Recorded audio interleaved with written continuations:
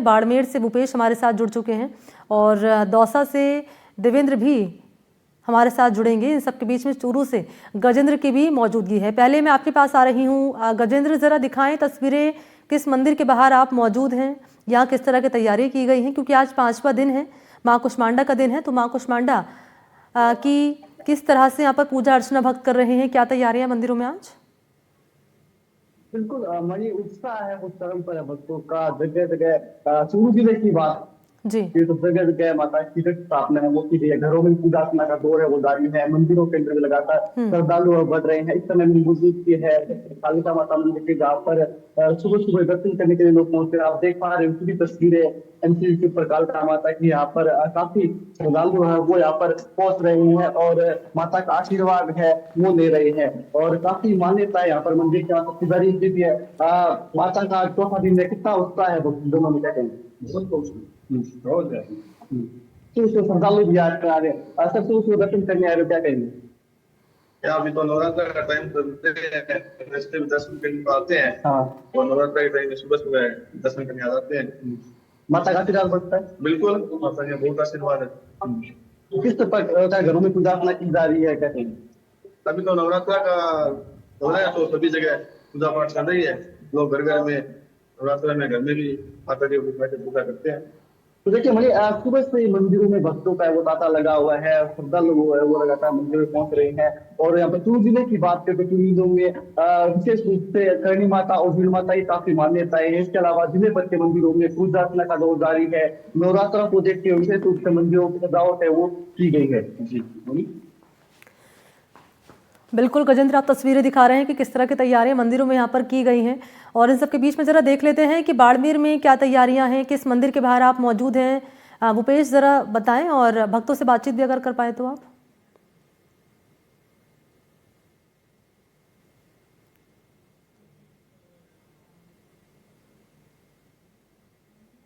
आपका mic mute है क्या भूपेश? तस्वीरें आपके सामने रखेंगे। आई थिंक टेक्निकल इश्यूज यहाँ पर आ रहे हैं, एक बार फिर से जुड़ने की कोशिश यहाँ पर करेंगे। लेकिन तस्वीरें लगातार हमारे सहयोगी जो हैं वो पहुँचा रहे हैं। चूरू से आपने देखी थी गजेंद्र ने मंदिर में क्या तैयारी की गई हैं, यहाँ पर भक्त कितने उत्साहित हैं, क्योंकि आज माँ कुष्मांडा का दिन है। और कहते हैं कि माँ कुष्मांडा अपने भक्तों पर सदैव कृपा बनाए रखती हैं। भक्त जो सच्चे मन से उनकी आराधना करता है, भक्त जो सच्चे मन से उनकी पूजा करता है, माँ का आशीर्वाद सदैव अपने भक्तों पर बना रहता है।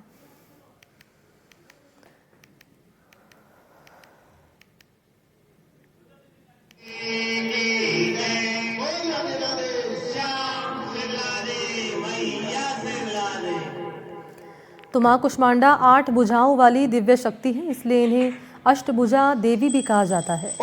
माँ कुष्मांडा की पूजा में विशेष रूप से पीले रंग का केसर वाला पेठा चढ़ाना शुभ माना जाता है। और कुछ लोग इस अवसर पर सफ़ेद पेठे के फल भी चढ़ाते हैं।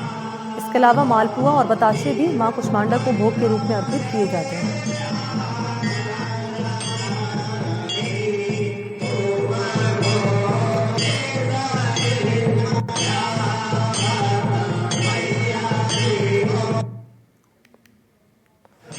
तो शारदीय नवरात्र का आज 5वां दिन है और आज है माँ कुष्मांडा का दिन। माँ का अपार आशीर्वाद, अपार कृपा प्राप्त करने के लिए भक्त माँ की लगातार आराधना कर रहे हैं। और शुक्रिया आपका भूपेश और गजेंद्र तमाम तस्वीरें दिखाने के लिए। बांसवाड़ा का त्रिपुरा सुंदरी मंदिर एक प्रसिद्ध शक्तिपीठ है जो देवी त्रिपुरा सुंदरी को समर्पित है। इस मंदिर को राजस्थान के प्रमुख तीर्थ स्थलों में से एक माना जाता है। इस मंदिर का इतिहास काफ़ी पुराना है और इसका पौराणिक महत्व इस मंदिर को और भी खास बनाता है। इसे भारत के 52 शक्तिपीठों में से एक माना जाता है। क्या है यहाँ की विशेषता और मान्यता, इस रिपोर्ट में आप देखिए।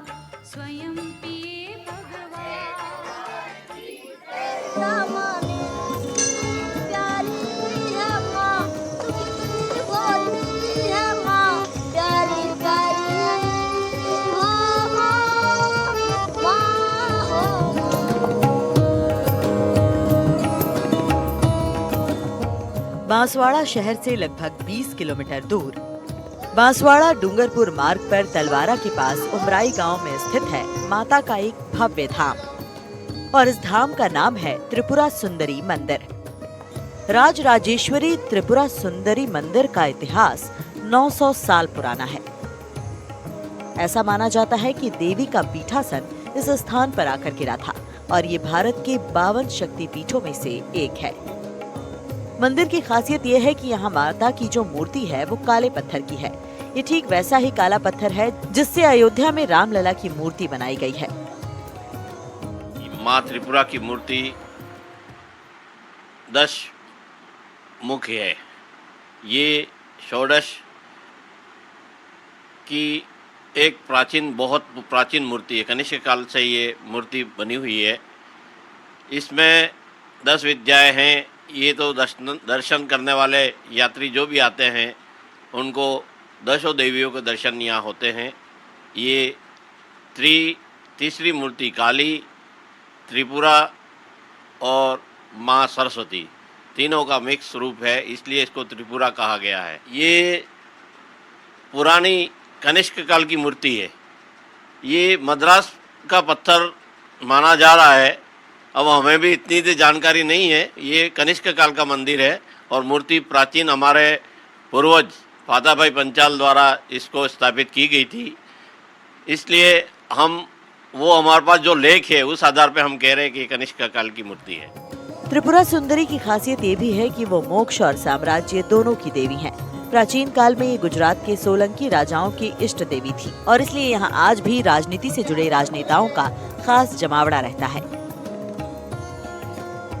इलेक्शन के पहले और मतदान करने के बाद यानी कि पर्चा भरने से चुनाव लड़ने तक यहाँ पार्षद से लेकर मुख्यमंत्री सभी राजनीतिक जीवन में सफलता के लिए धोख लगाने आते हैं। हर दर्शनार्थी के लिए हर प्रकार की सुविधा समाज ट्रस्ट ने किया है। रहने की व्यवस्था भी है और यहाँ पर पाताभाई हमारे जो यहाँ पे पुरोधा थे उनके नाम से प्रसादालय बनाया हुआ, भोजन की व्यवस्था है और शांतिपूर्वक हवन भी कर सकता है, यज्ञ भी कर सकता है। और ये माँ राजराजेश्वरी है जिसको हमारे भाषा में यहाँ तरतई माता बोलते हैं, तुरंत फल देने वाली। तो यहाँ बड़े बड़े नेता राजराजेश्वरी है, वो भी अपना फल राज के लिए आते हैं। फार्म भरने के पहले भी आते हैं, मतदान करने के पहले भी आते हैं। और यहाँ हमारे पहले माननीय मुख्यमंत्री हरदेव जोशी थे स्वर्गीय, वो इनकी इष्ट देवी थी, हमारे समाज की कुल देवी है और हम सिद्ध कुल देवी है, सबको मानते हैं और हम सबकी मनोकामना पूर्ण करते हैं। तो राजनेताओं का खास एक वो रहता है। हाँ, राजनेता का चुनाव के टाइम में पूरा राजनेता का माहौल रहता है। पूरा यहाँ कमरे सब बुक करा रहते हैं, पूजा करते हैं, और जब तक टिकट नहीं मिलती तब जाते हैं, चुनाव होना जाता है तब भी यहाँ रहते हैं। उनकी टीम यहाँ रहती है। और माँ वसुंधरा जी की भी बहुत सालों तक यहाँ पूजा चली। और जोशी जी तो जब भी बांसवाड़ा आते थे पहले यहाँ दर्शन किए बिना कहीं जाते नहीं थे। तो राजनेताओं का खास। हाँ बिल्कुल। वर्षों से पंचाल समाज यहाँ की सेवा करता आया है और यहाँ पर क्या है कि पीछे लोहे की खदानें थी पहले, तो वहाँ पर ये लोहार जाति के पंचाल जाति के लोग यहाँ पर लोहा निकालते थे और उससे औजार बनाते थे। तो उस समय क्या हुआ था कि एक बार माताजी जब लोहार जाति के लोग काम कर रहे थे तो माताजी उनसे एक भिखारिन का रूप लेकर वहाँ पर गए और उनसे कुछ मांगा, लेकिन उस समय उन्होंने उनकी ओर ध्यान नहीं दिया। तो माताजी उसमें गुस्सा हो गए तो उन्होंने फिर उनको श्राप दे दिया। तो सारी गुफा ढक गई और सारे जितने भी अंदर काम कर रहे थे वो सभी काल के उस समय ग्रास हुए। एक उस समय पाताभाई पंचालूप चांदा भाई करके लोहार थे, उनको माताजी ने सपना दिया कि भाई ऐसी घटना हुई है और आप इस मंदिर का जीर्णोद्धार करवाओ तो आपका सब पूर्वजों का उद्धार होगा। तो उन्होंने प्रथम बार इस मंदिर का प्रथम जीर्णोद्धार करवाया था। तीनों लोकों में भोग और मोक्ष को देने वाली यही माँ है। ये त्रिपुर सुंदरी है, माता जी या 3 रूप में विराजमान है और इनका जो आशीर्वाद है वो रण का आशीर्वाद है। इसलिए सभी लोग यहाँ माता जी से अपनी मन्नत मांगते हैं और जल्द ही पूरी यहाँ पर होती है। आप कहीं पर भी जाओ, लेकिन यहाँ कई लोगों के ऐसे एक्सपीरियंस हैं जो कहते हैं कि हम घर से निकले हैं और ये तकलीफ है, हम माता जी के वहाँ जाए, हमारी मन्नत मांगे, लेकिन उनकी इच्छाएं रास्ते में ही पूरी हो गई है। ऐसी कई कहानियाँ हैं यहाँ पर और लोग हमें अपना यहाँ पर अपना एक्सपीरियंस बताते हैं कि हमारे साथ ऐसी घटना हुई, हम सोच रहे थे माता जी ऐसा करो, लेकिन हमारा रास्ते में ही काम हो गया है। त्रिपुरा माता की मूर्ति श्री यंत्र पर विराजमान है और इसलिए माना जाता है कि माता की पूजा में बहुत शक्ति है।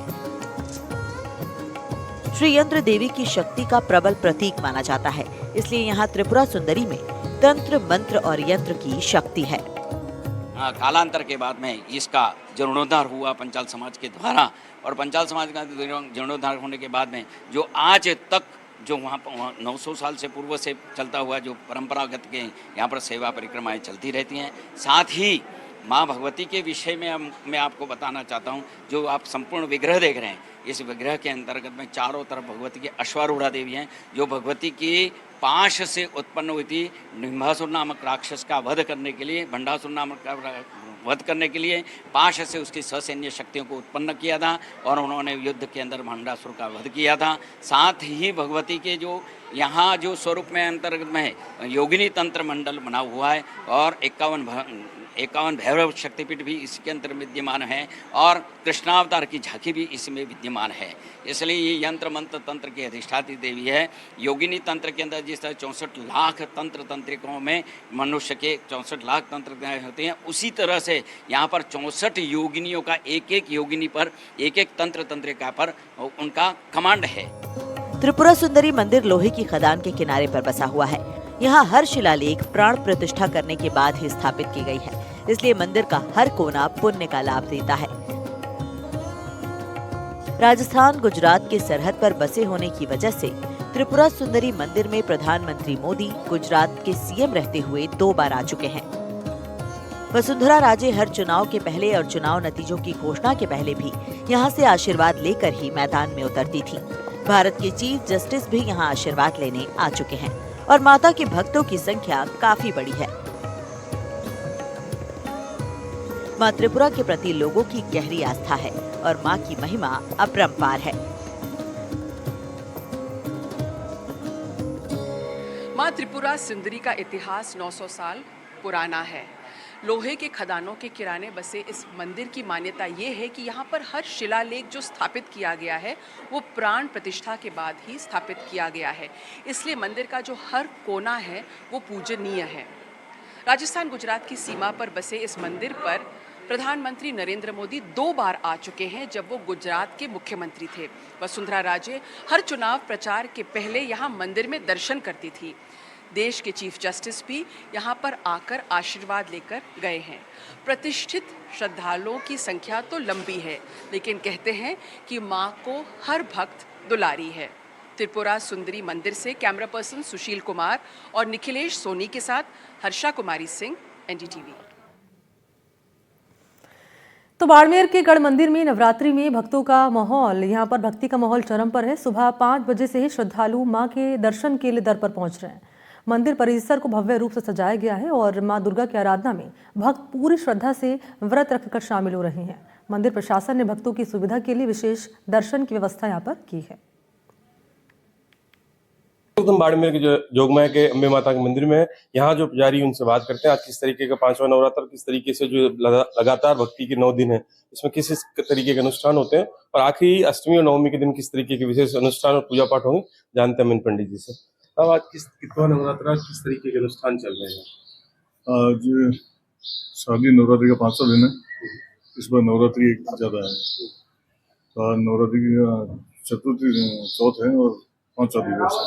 इस 9 दिनों में सबसे बड़ा दिन कौन सा होता है जिस दिन यहाँ पे देवी का अनुष्ठान होता है? पूरे दिन चलता है, वैसे तो मंदिर पूरे दिन चलता है, पर कौन सा विशेष दिन पूजा की जाती है? विशेष दिन अष्टमी है। अष्टमी को हवन होता है, सुबह से शाम तक हवन और उसके दर्शन के लिए बाहर से भी काफी लोग आते हैं। तो पूरा दिन उस दिन का अनुष्ठान चलते रहता है। इसमें मंदिर में बताते कई ऐसे लोग जो निराहार रहते हैं, पानी पे रहते हैं, मौन व्रत पे रहते हैं, लंबे समय से मंदिर की कई मान्यता, कई कथाएं। ऐसे भी बहुत सारे अपने बाड़मेर नौकल के लोग हैं जो जब तक मंदिर के दर्शन नहीं करते तब तक भोजन नहीं ग्रहण करते 365 दिन, और जब वो दर्शन करते हैं उसी के बाद में वो खाना खाता है। और अभी नवरात्रि में भी काफी लोग निराहार हैं जो यहाँ पे आ रहे हैं दोनों टाइम। ये पंडित जी जिनका साफ तौर पे कहना है, किस तरीके से आपने देखा, यहाँ कुछ और भक्त हैं उनसे भी जानते हैं और पूछते हैं किस तरीके से आप बताएं किस तरीके का 9 दिन का अनुष्ठान होता है। क्या नवरात्रि के बाद 9 स्थान होते हैं, भक्तों का भीड़ उमड़ती है, मेला लगता है इधर। नवरात्र में स्थापना वगैरह, पखंड नौरते वगैरह सब चलते हैं। माता जी की भीड़ का सदर आते हैं बाहर से, इधर से, सब जगह से नवरात्रि में। आप बताएं कब से आ रहे हैं इस मंदिर में और क्या मंदिर के प्रति आपकी आस्था है? हम प्रति वर्ष आ रहे हैं और जब भी आस्था होती है तो बीच में भी आ जाते हैं। माँ का आशीर्वाद बना रहता है, घर परिवार स्वास्थ्य पर भी लाभ मिलता है और मन भी सात्विक रहता है। माँ की प्रति श्रद्धा भी प्रति वर्ष। आप बताएं किस तरीके से आते हैं इस 9 दिन में माँ के प्रति, क्या आपकी आस्था, किस तरीके का अनुष्ठान? सालों से आ रहे हैं, माँ की सेवा दे रहे हैं। यहाँ पर माँ का वर्षा भरी है और आप क्या व्रत वगैरह करते हैं, पूजा पाठ करते हैं, किस तरीके से करते हैं? व्रत पहले दिन करते हैं और लास्ट दिन करते अच्छा, और मंदिर डेली आते हैं? हैं, हो जाता है। ये थे भक्त जिनका साफ तौर पे कहना है कि इस माँ के मंदिर में जिस तरीके से पर्चा और बाकी सारी चीजें, पर्चा यहाँ आम भाषा में कहा जाता है, लेकिन माँ का जो भी मुराद या प्रार्थना की जाती है वो पूरी होती है। और ये लोग 9 दिन लगातार यहाँ आते हैं और माता के दर्शन करते हैं। कैमरा सहयोगी भैराराम के साथ भूपेश आचार्य, NDTV बाड़मेर।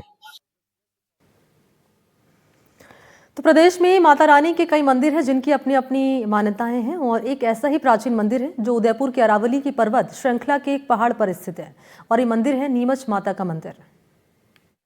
नवरात्रि का पावन पर्व चल रहा है, ऐसे में प्राचीन सहित अन्य देवी शक्तिपीठों पर बड़ी संख्या में भक्तों की सुबह से ही भीड़ लगी हुई है। उदयपुर की बात करें तो यहाँ पर भी कई प्राचीन मंदिर हैं, राजा महाराजाओं के महाराणाओं के समय के मंदिर हैं, जहाँ पर बड़ी संख्या में भक्त पहुँच रहे हैं और विधि विधान से पूजा अर्चना की जा रही है। ये भी बता दें आपको कि उदयपुर अरावली और पर्वत श्रृंखलाओं से चारों तरफ से घिरा हुआ है। इन्हीं पर्वत श्रृंखलाओं पर एक जो पहाड़ी है, उस पहाड़ी पर स्थित है नीमच माता मंदिर। जो आप पीछे देख सकते हैं वो ऊंची पहाड़ी जो ऊपर बिल्कुल वो वहाँ पर है, वही नीमच माता मंदिर है उस पहाड़ी के ऊपर। तो इस मंदिर की क्या मान्यता है, किस तरह से यहाँ पहुँच सकते हैं और किस तरह से भक्त यहाँ पर आ रहे हैं, इतिहास क्या कहता है माता रानी का, इसके बारे में जानने के लिए हम आपको दर्शन कराएंगे नीमच माता के।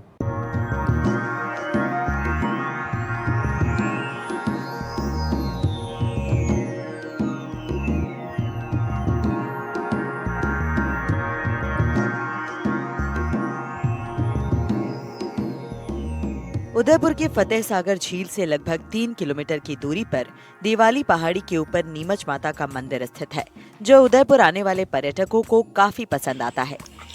देवाली पहाड़ी पर स्थित नीमच माता का मंदिर उदयपुर शहर के सबसे ऊंचे पहाड़ पर स्थित है, जिसकी वजह से शहर के किसी भी जगह से नीमच माता के मंदिर को आसानी से देखा जा सकता है। साथ ही मां की मूर्ति 56 इंच ऊंची और 23 इंच चौड़ी है। आपको बता दें कि ये जगह महाराणा श्री हमीर सिंह के राज्यकाल से भी पुराना है, जो लगभग 450 साल पहले की बात है। उस समय इस पहाड़ी पर बहुत सारे नीम के पेड़ हुआ करते थे, जो आज भी हैं। इस पहाड़ी पर एक चरवाहा अपने पशुओं को चराया करता था, जिसमें भेड़ें प्रमुख थीं। उस गायरी का नाम लिम्बा गायरी था। गायरी अपने साथ भोजन और पीने का पानी लाता था और अपने पीने के पानी में से कुछ पानी निकालकर एक नीम के पेड़ को चढ़ाता था। इस तरह श्रद्धा पूर्वक जल चढ़ाने से एक दिन उसी नीम के पेड़ से देवी प्रकट हुई और लिम्बा गायरी पर प्रसन्न होते हुए बोली कि यहाँ उनकी स्थापना की जाए। साथ ही उनकी पूजा और सेवा लिम्बा गायरी और उसके परिवार द्वारा की जाए, जिसके बाद लिम्बा गायरी ने चबूतरे का निर्माण कर देवी को स्थापित किया। नीम के पेड़ से प्रकट होने के कारण देवी को नीमच माता के रूप में जाना जाने लगा। ये मंदिर चमत्कारी है। देवी की मूर्ति दिन में 3 रूप धारण करती है। सुबह बच्ची, दिन में युवा और शाम को वृद्धावस्था में दिखाई देती है। लोग यहाँ संतान के साथ साथ सुख शांति के लिए मन्नत मांगते हैं। मंदिर तक जाने के लिए कठिन चढ़ाई है, जिससे बुजुर्ग सहित रोगों से ग्रसित भक्त नहीं पहुँच पाते थे, लेकिन भक्तों की परेशानी को देखते हुए रोपवे का निर्माण कराया गया है। रोपवे साइट इंचार्ज कपिल ध्यानी ने बताया कि पिछले साल ही यहाँ पर रोपवे की शुरुआत हुई है। जो भक्त माता के दर्शन करने नहीं जा पा रहे थे, ये उनके लिए सुविधाजनक है।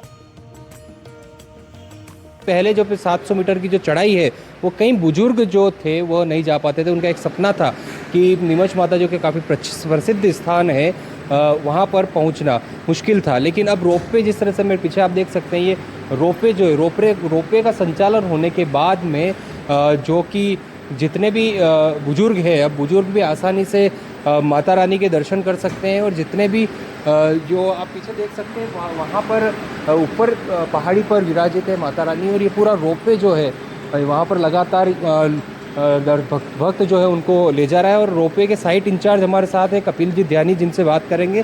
कपिल जी, किस तरह से